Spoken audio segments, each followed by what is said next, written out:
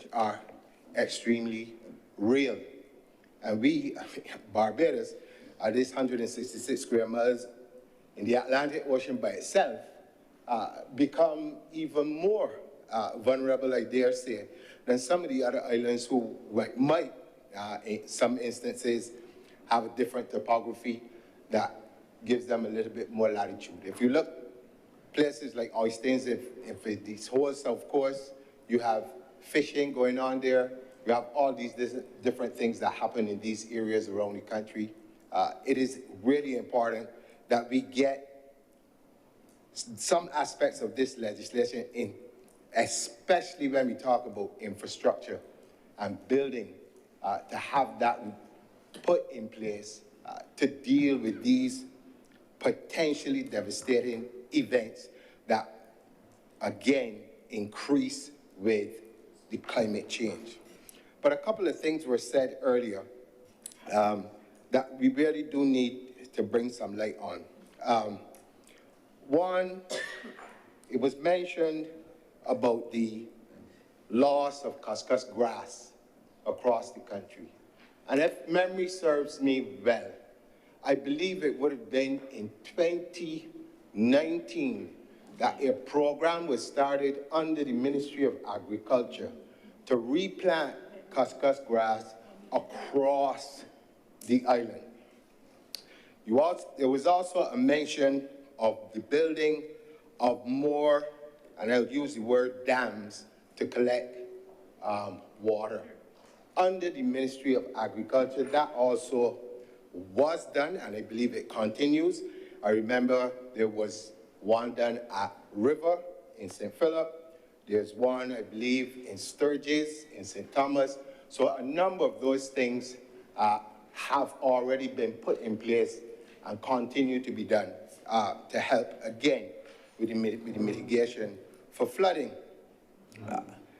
But I believe that we need to do a lot more in terms of, as was mentioned earlier, appealing to the people of this country to take this risk of flooding seriously. I had the pleasure and honor, Mr. President, of representing St. Philip West.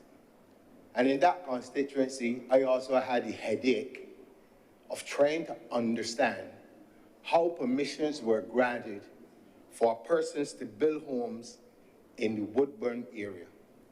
This area, sir, is, I believe, the lowest point of this country.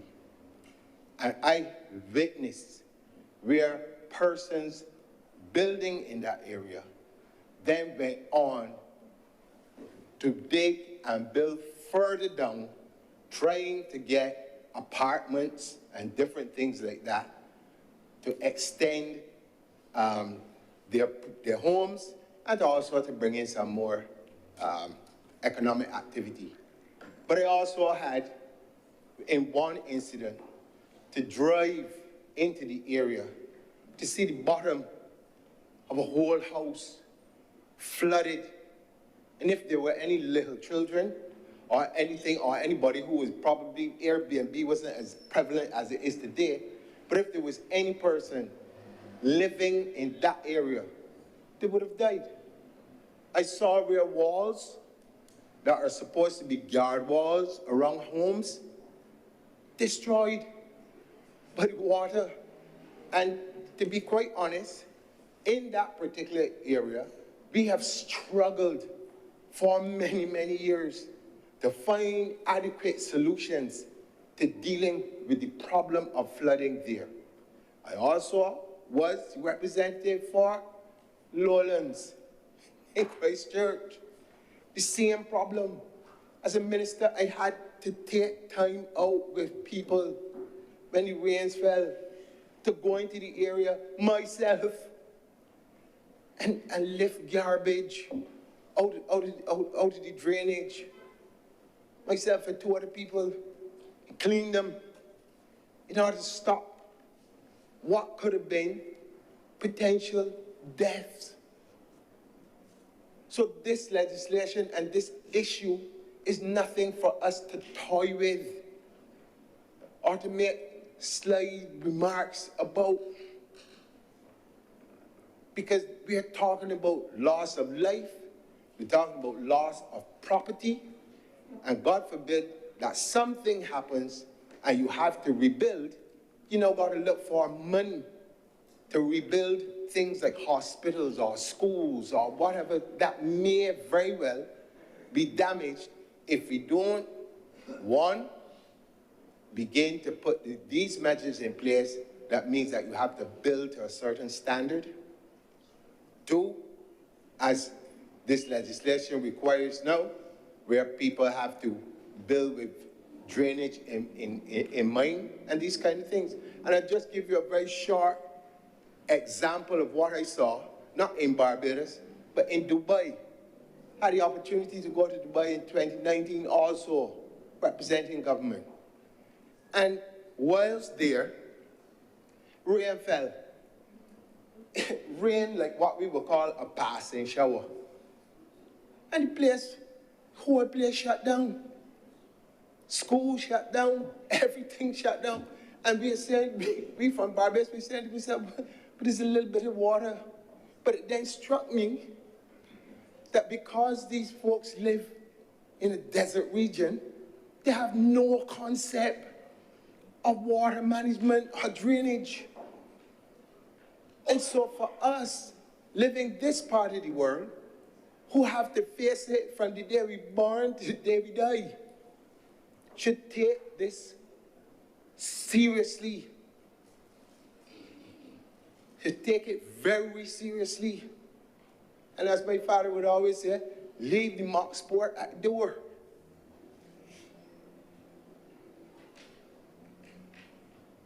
Because as I said from the beginning, this is not just a matter of, as was mentioned, a cut and thrust politics.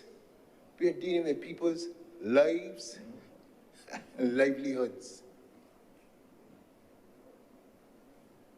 So I support this legislation, sir, and I really do look forward for other measures and policies that I'm sure that will come, because in doing some research, I realized that in other parts of the world, people are looking for what they term as ecosystem solutions, where they're doing things, yes, where they're doing things using the natural habitat and different things to ensure that they mitigate against flooding. And so we have mangroves, and we have all of the other things that they say you can do, and I'm hoping that we would find the opportunity to use those methods also. And sir, with those very few words, I'm obliged to you. Thank you very much, Senator Kaine. Any other speakers?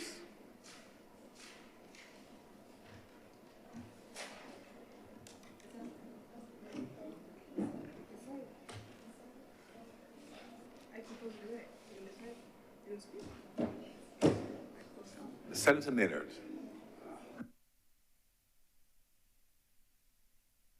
It appears as though the government doesn't want people to take the time to speak today. Mr. President, I rise as an independent senator because I'm not aligned in either direction. But I rise to lavish the government with some praise. Mr. President, since I've been in this chamber, we've had, I think, two major pieces of water-related legislation. One was the amended Water Authority Act, and now there's this bill. But we live, sir, in a time when water has become much more of a global issue than some of us think. I watched in the wee hours of the morning, I think it was 2 days ago, comments, she probably needs to see a doctor, comments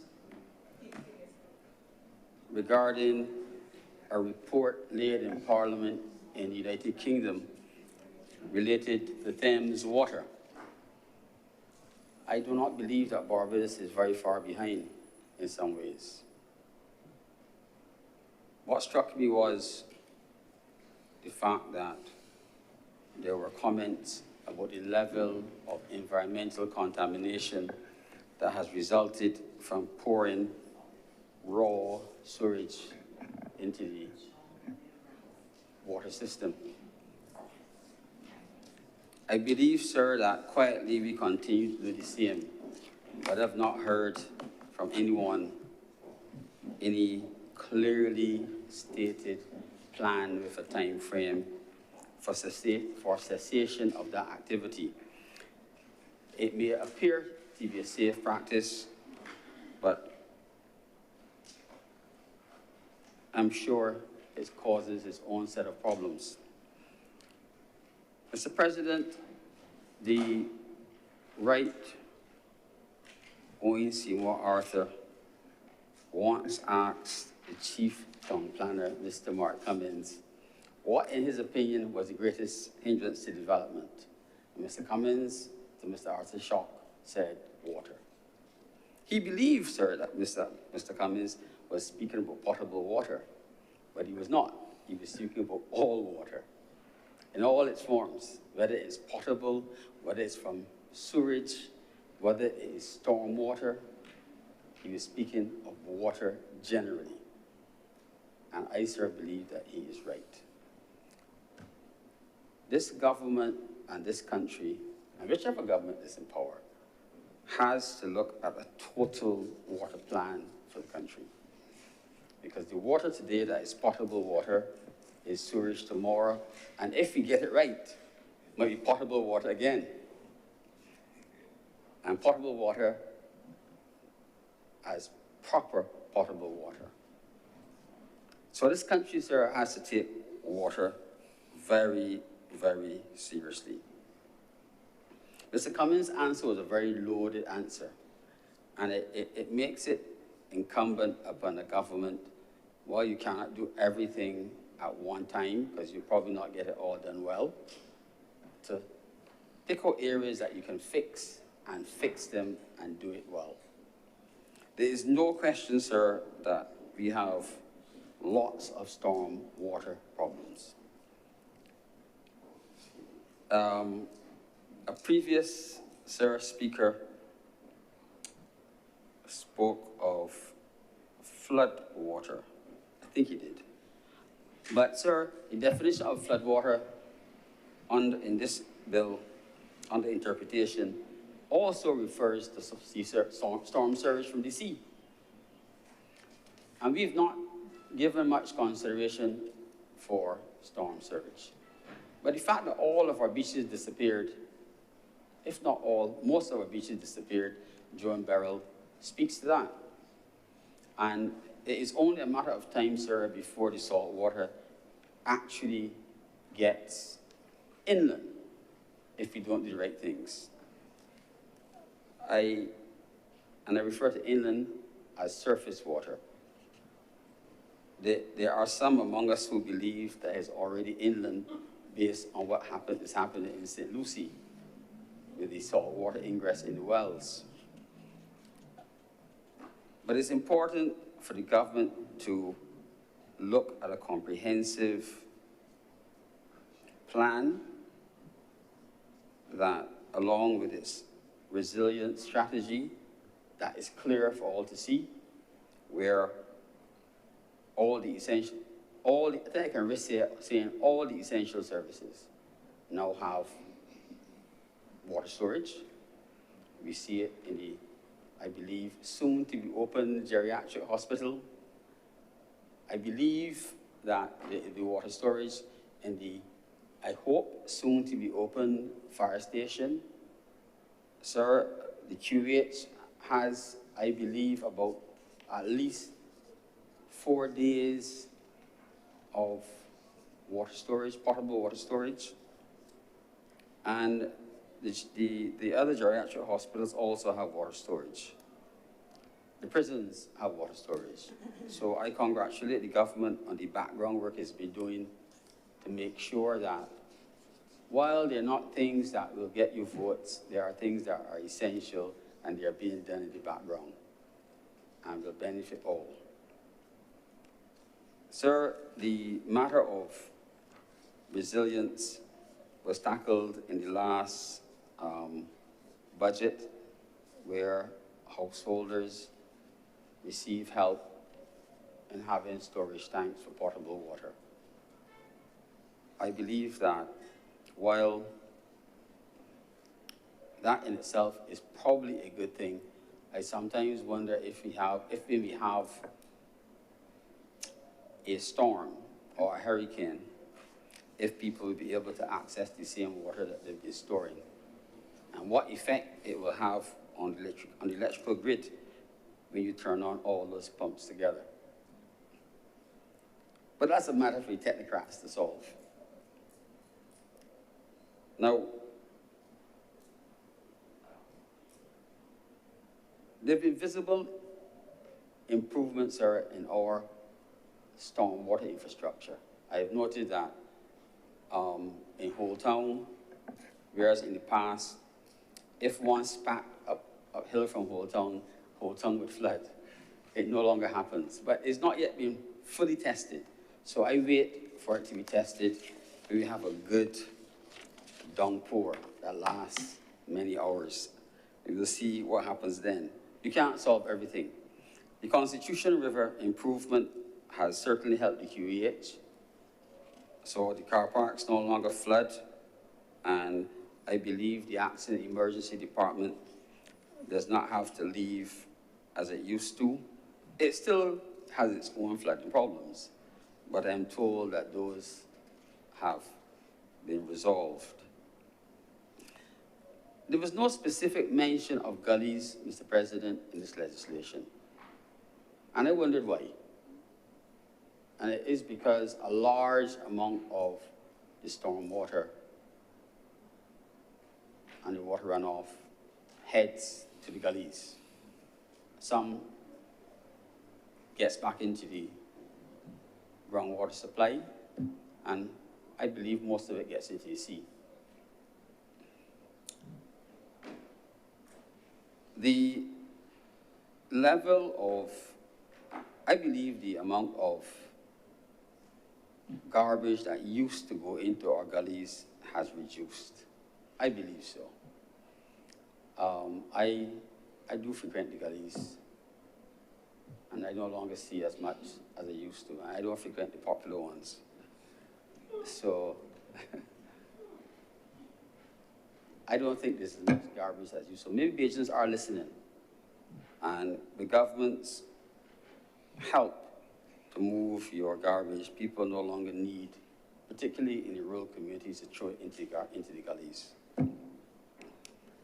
I couldn't help but note, Mr. President, that the penalties on summary conviction for breaking the law as laid out in this bill, when it becomes an act, are significantly smaller than for obstructing access. And I wondered why. That someone can pour a toxin into an area where there's a water course and might get fined $20,000. But if you stop someone, the inspectors, from coming on your property, you get fined $50,000. That, to me, sir, does not make sense. Because they can come freely, find it, and you get fined. But if you stop them from going, you get fined $50,000. Maybe the lawyers can explain that. Now, Mr. President, this bill, if it passes and is proclaimed and it becomes law, makes it incumbent upon developers to, one, submit, well, developers who have developments beyond a certain size as laid out, to submit stormwater drainage plans, have them passed, and also to construct the stormwater drainage. And it speaks about penalties for what you're required to do in terms of the frequency of maintaining the wells. And I've noted that there is no limit in terms of time or how long a developer must maintain the drainage wells. I thought that when, and maybe Senator Thompson, when she speaks, will clarify some of these things. When a developer does a development, and it's not a gated development, eventually the government takes over the road infrastructure and all such things. And I would like to believe that government therefore takes over, certainly where I live, takes over responsibility for the drainage. But if the infrastructure that was supposed to have been put in was never done properly, the burden falls on the government then to fix it later on. So the people who are charged with doing the drainage inspections need to be, one, significant in number, do their jobs and be beyond reproach. You cannot have a man measuring an 8-foot well, sir, with an 8-meter well, sir, with a tape where the first 3 meters are missing. So when he passes a well as 8 meters, it's only 5 meters. So the people who up front are supposed to make sure that the inspections are done have to do them honestly. And those who are supposed to follow up have also to do them honestly. Sir, lastly, I want to speak a little bit, sir, about what happens when you don't follow up. There is a place in Christchurch, sir, I think it was in your former constituency, where over a number of years, contamination of the groundwater occurred because of an undiscovered leak in aviation fuel. There have been financial settlements to a significant number, given to a significant number of those affected in the agricultural sector. But there's never been a plan issued for cleanup. So agriculture continues, but the petroleum is still in the ground, and we have become silent on it.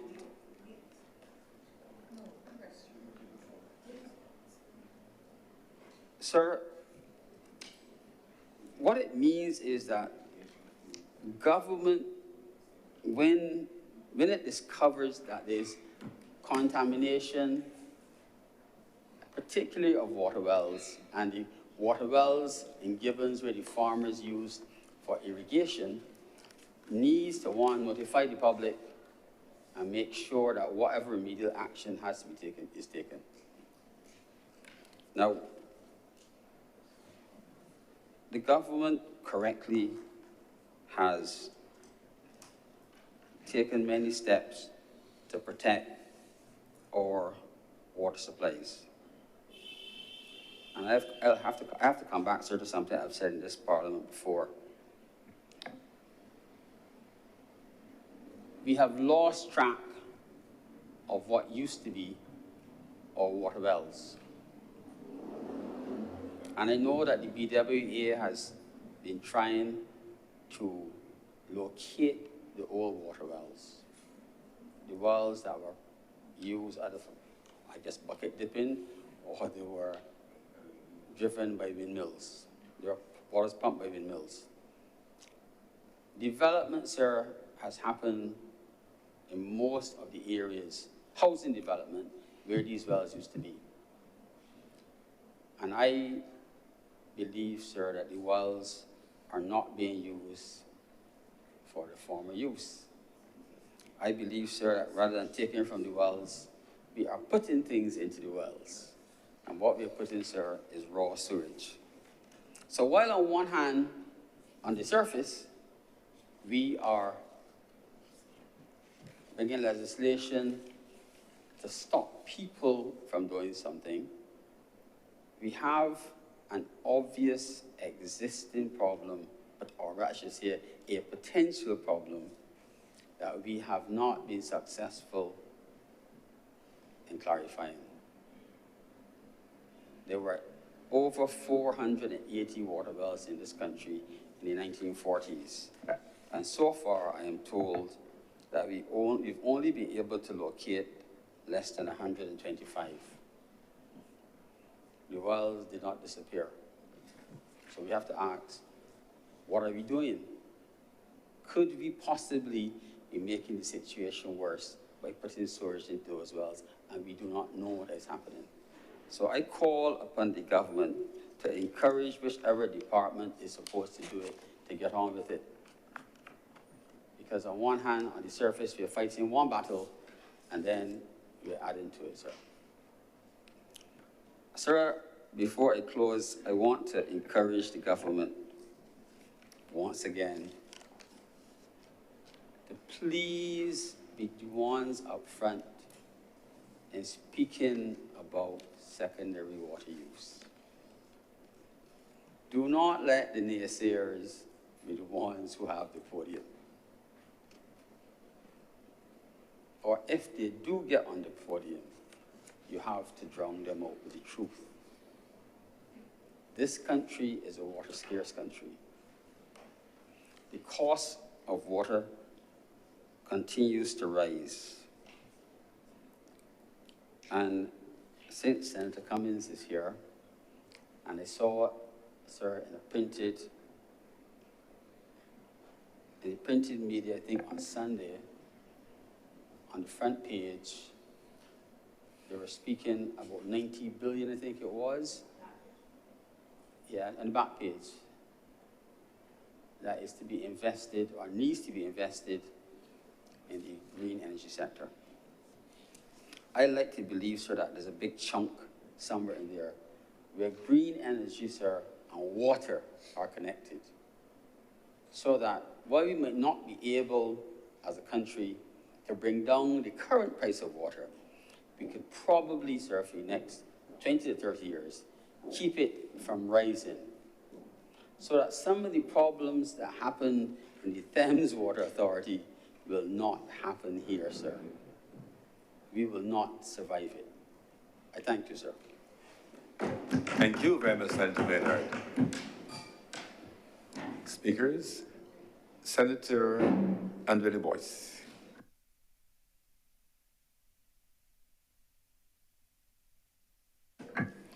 Thank you, Mr. President, for recognizing me.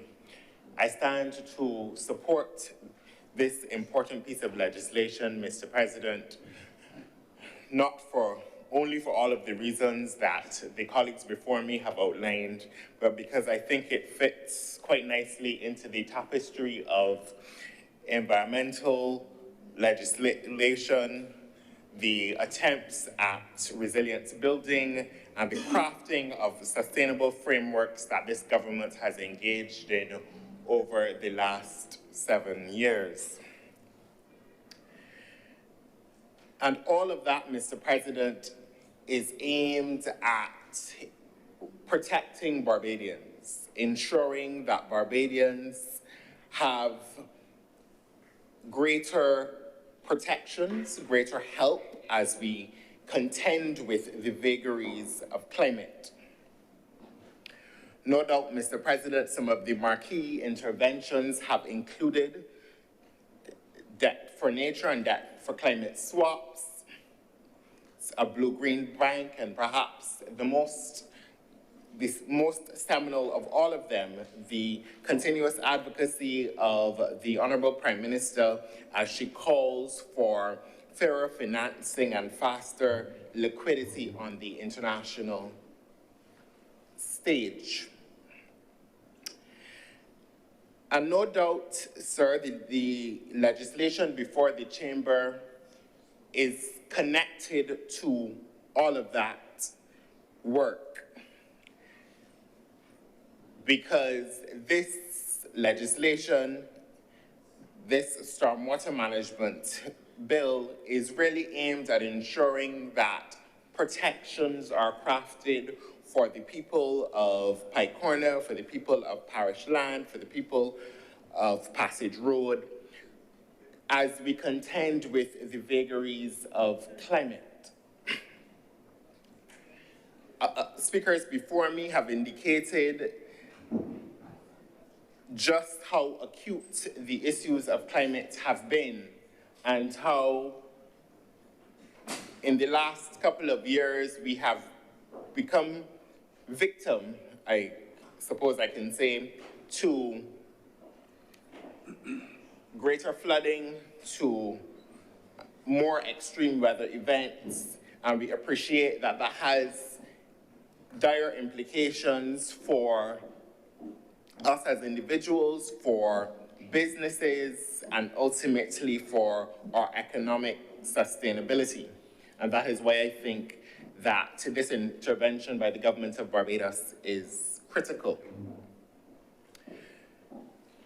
As you have heard, the bill does a number of things. It assigns duties to landowners and occupiers and developers. It creates a system for inspection and for the declaration of flood zones, Mr. President, and it, of course, ascribes a set of penalties and creates a system for cost recovery in relation to negligence and the like. More than the particular provisions of the bill, Mr. President, I think that this legislation before the Chamber today provides a degree of clarity about how we should treat to the management of our stormwater systems, where responsibilities lie, and ultimately crafts a system of certainty that we can all depend on. But further to that, Mr. President, I think it inspires this provision, this bill, inspires a sense, or should inspire a sense of environmental responsibility among all of us. Because the legislation in its various provisions really speaks to all of us, whether we are occupiers, developers, business entities, or the average citizen. And it should compel us to consider, if we have not already, that which we do in relation to the environment matters. Previous speakers have indicated, Mr. President, the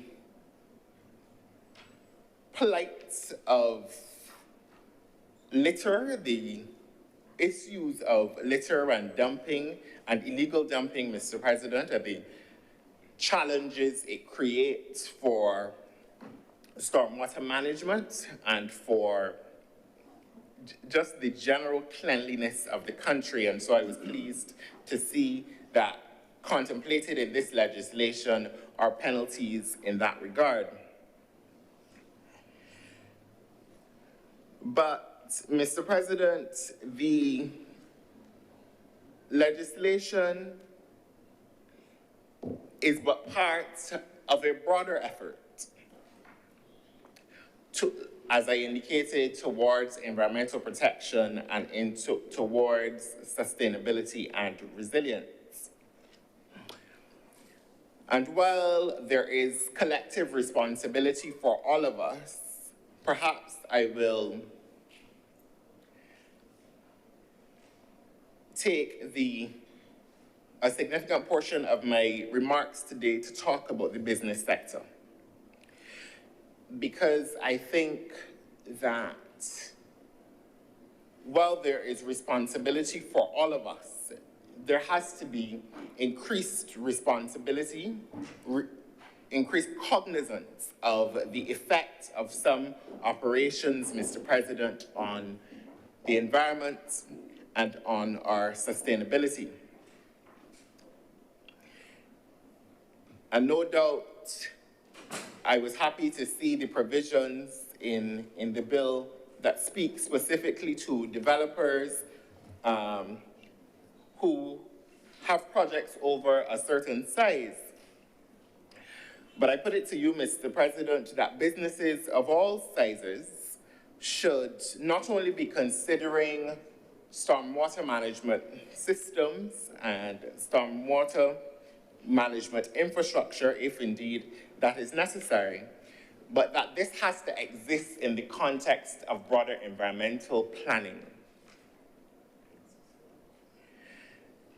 I say this because in light of our reality, I think too many businesses consider or make environmental considerations only when they're required to do so by law, when they're required to do so by the prescriptions of our planning and development legislation, Mr. President, which are often at the pre-construction and pre-construction and pre-operation phases. And there is no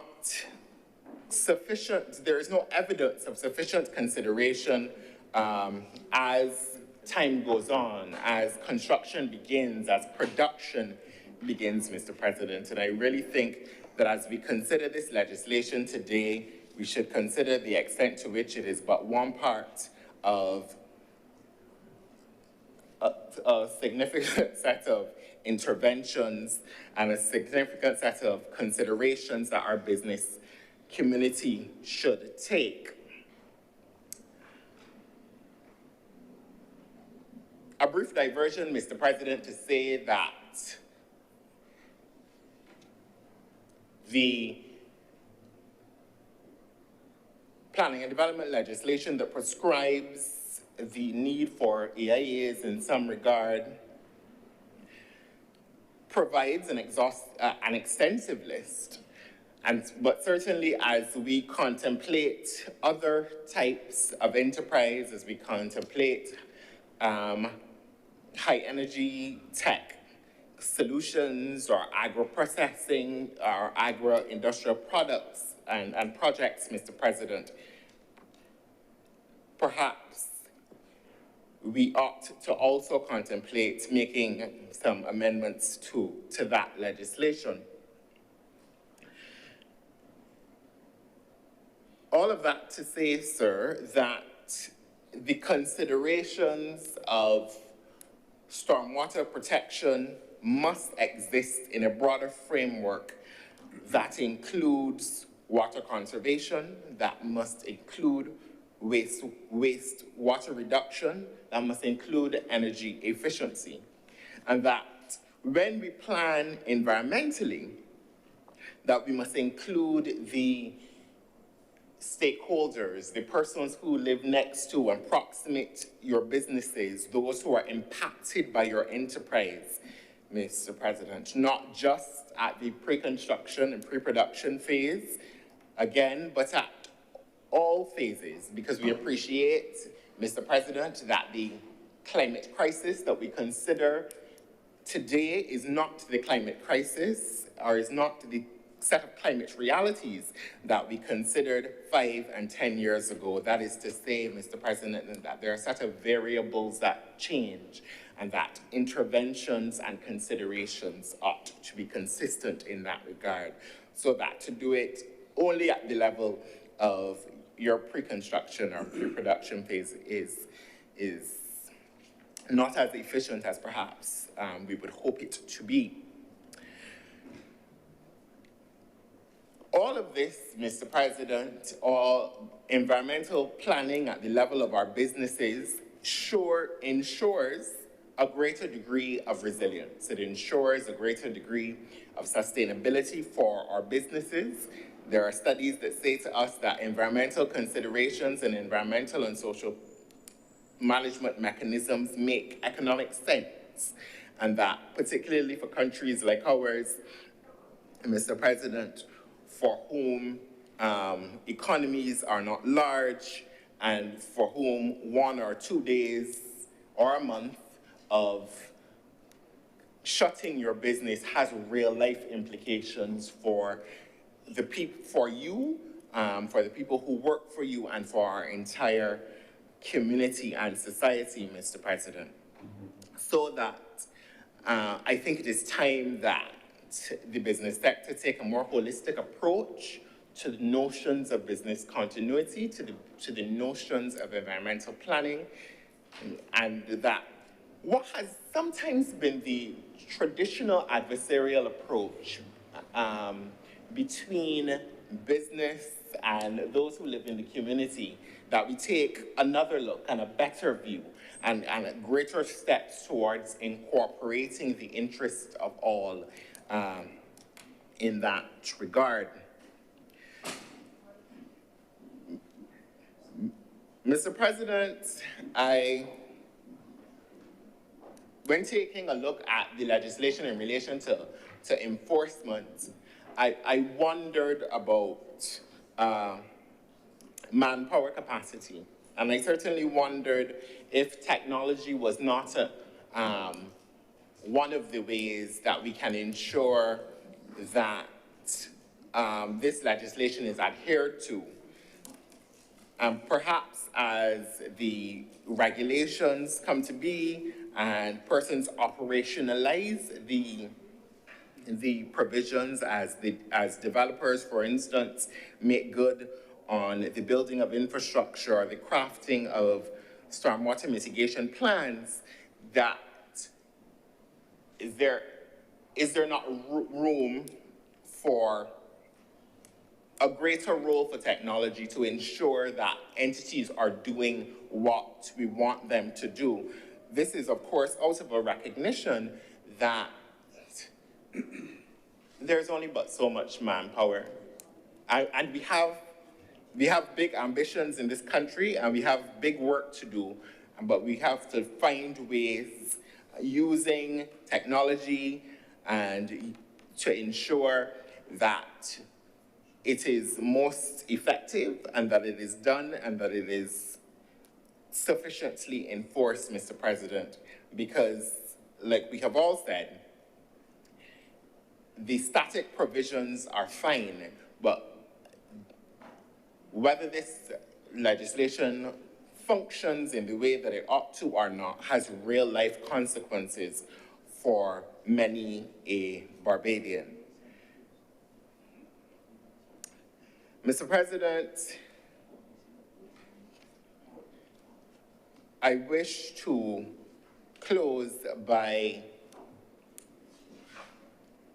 commending the government of Barbados, by commending the civil servants who contribute to ensuring that in a swath of legislation, environmental sustainability, resilience are continued considerations.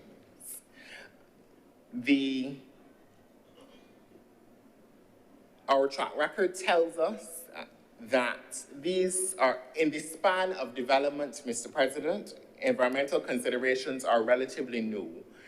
And these individuals are, in some instances, treading a road not well trod before them. But such is the nature of this country's ambitions, such is the nature of this government's commitment to the continued protection of Barbadians, Mr. President, and I must congratulate them for that. Sir, I think that this piece of legislation before the Chamber is an important piece of legislation for inspiring in all of us a sense of environmental responsibility, a sense of caring about our neighbor, a sense of resilience as we contend with a set of realities that we cannot always plan for, Mr. President. And it is on that basis that I give my full support to this legislation. I thank you. Thank you very much, Senator Andrew Boyce. Senator Reverend Charles Morris. Thank you, Mr. President. Good afternoon to all my colleagues here. Before I go into the substance of my presentation, let me join the chorus in congratulating our former colleague here in the Senate, Chad Blackman, the Honorable Chad Blackman. First, let me congratulate him on his success, his overwhelming success in the just concluded by-election in St. James North. I am particularly happy at his elevation to the lower house. But I'm happy, sir, because the Honorable Blackman and I were both appointed together in diplomatic positions. We returned to Barbados at the same time. We were appointed and sworn into the Senate at the same time. It seems that fate has it.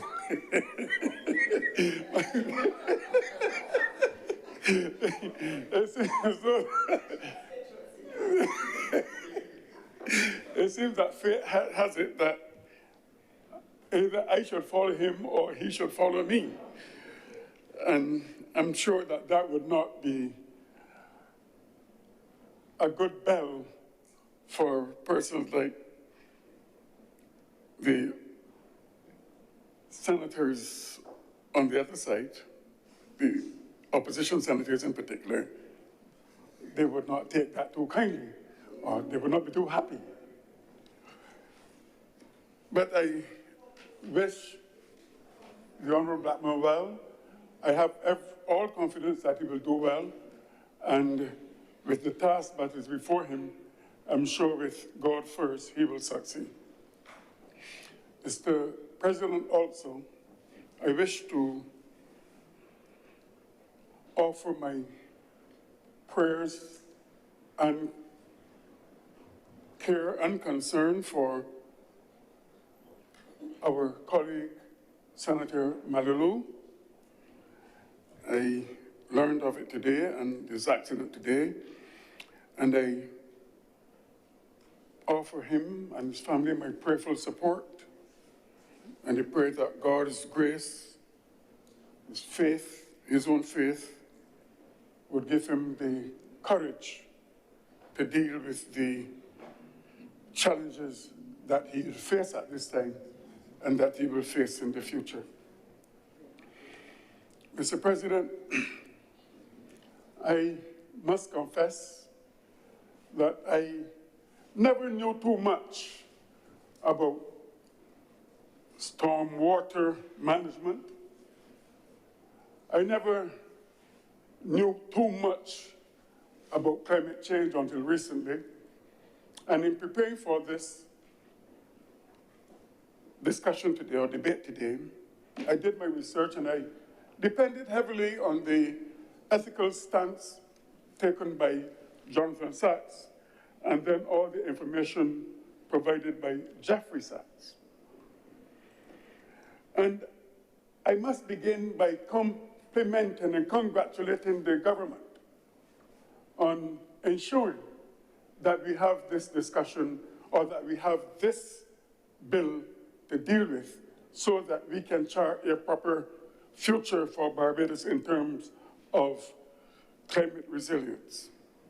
The funny thing is, sir, that this thing called water, I mean, some persons were told that water is life. We can't live without it. But that which is life can also take our very life. It has also become a force of destruction.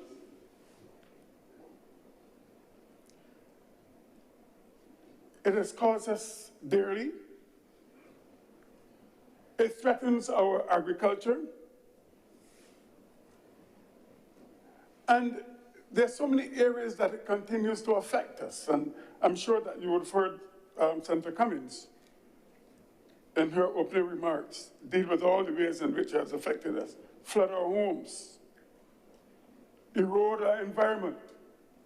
All of these things, sir, we can suffer because of water. And it forced me to look back into theology,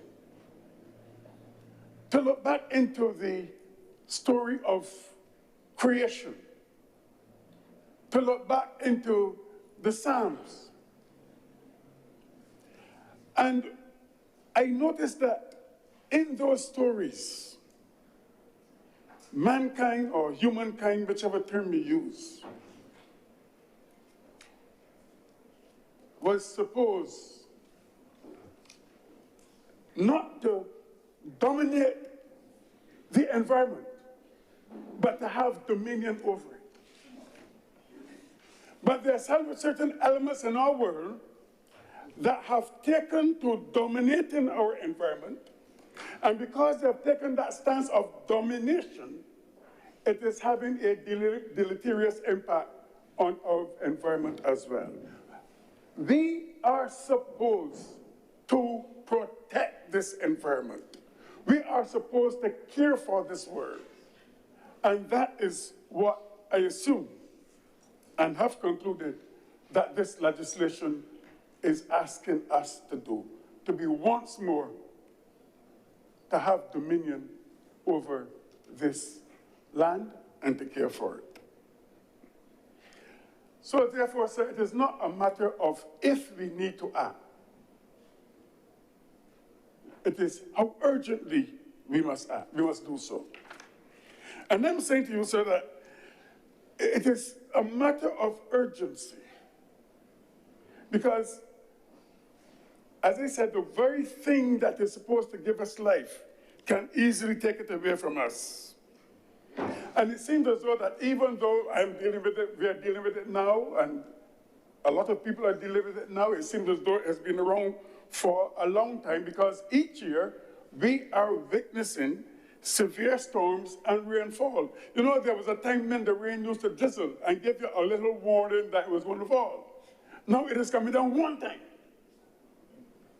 One time, just so. And so it is impacting on our drainage system, it's impacting on our urban and rural systems. The ecosystem is suffering. Therefore, it becomes necessary for us to have adequate storm warning management. Climate change has intensified. And in fact, every year it seems as though the hurricane season is beginning earlier and earlier. Once upon a time, flooding was something that was very, very rare. And now it is occurring with increasing frequency. What about our infrastructure? A lot of it is aging.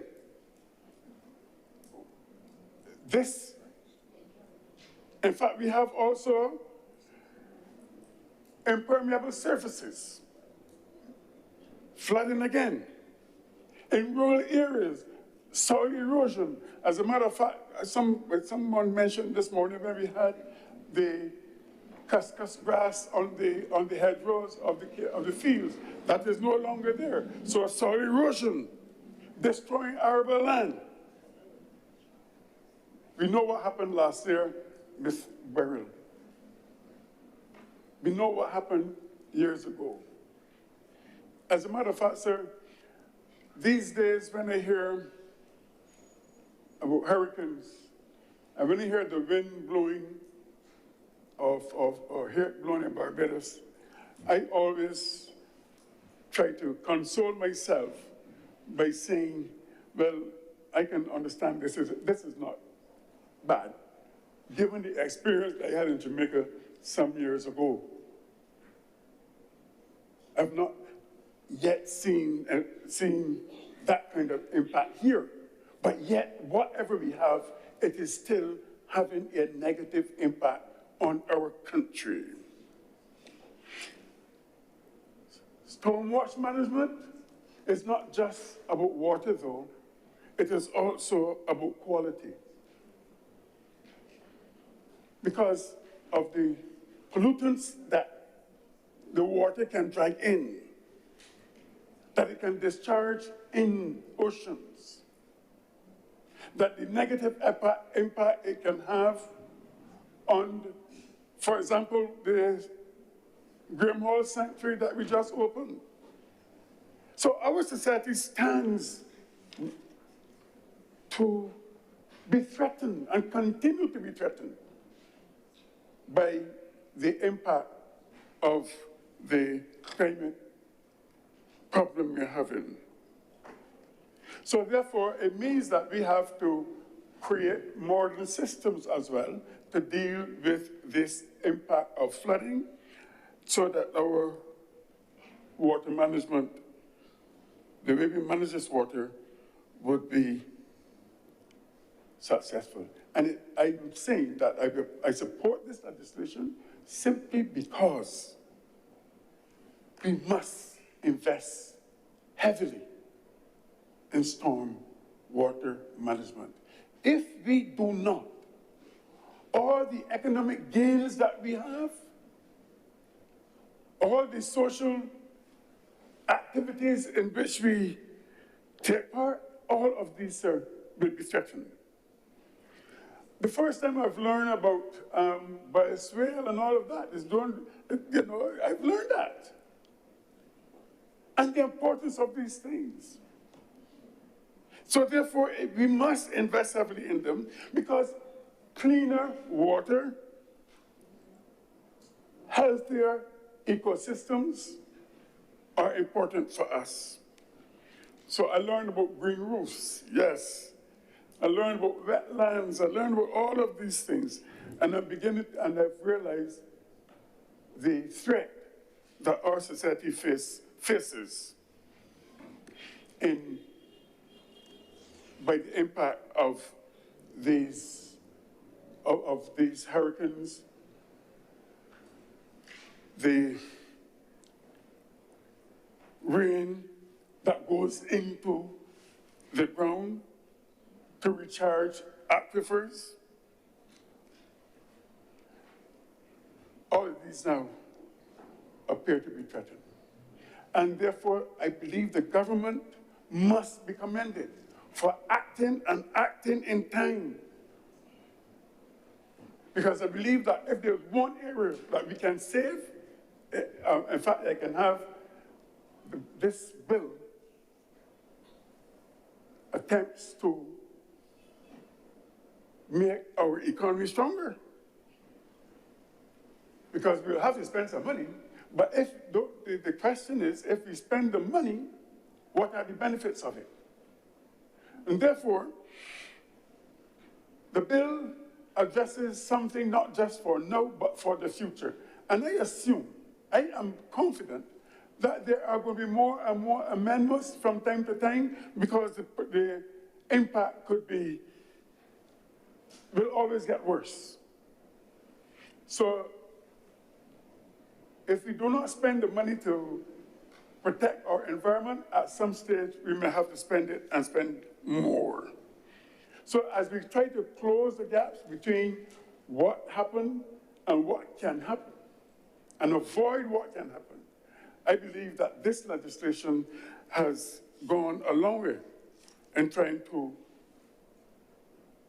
keep our society safe from the negative impacts of our environment, that what the hurricanes and such like can have on us. So I believe that this legislation, sir, should be supported by all. I realize that the opposition did not have too much to say against it, but I believe strongly that this is a time that we seize this opportunity, invest wisely in stormwater management, let us lead boldly, and let us make stormwater not a problem to be pushed away, but a resource to protect. I thank you, sir. Thank you very much, Senator Reverend Charles Morris. Senator Cummings. Thank you very much, Mr. President. I beg to move the suspension of the sitting of the Honorable Senate for lunch at this time to reconvene at 2:15 in the afternoon. The question is that the Honorable the Senate is suspended until 2:15 p.m. today. Will those honorable senators in favor please say aye? Aye. Those against please say no. The ayes have it. This sitting is accordingly suspended until 2:15 p.m. today.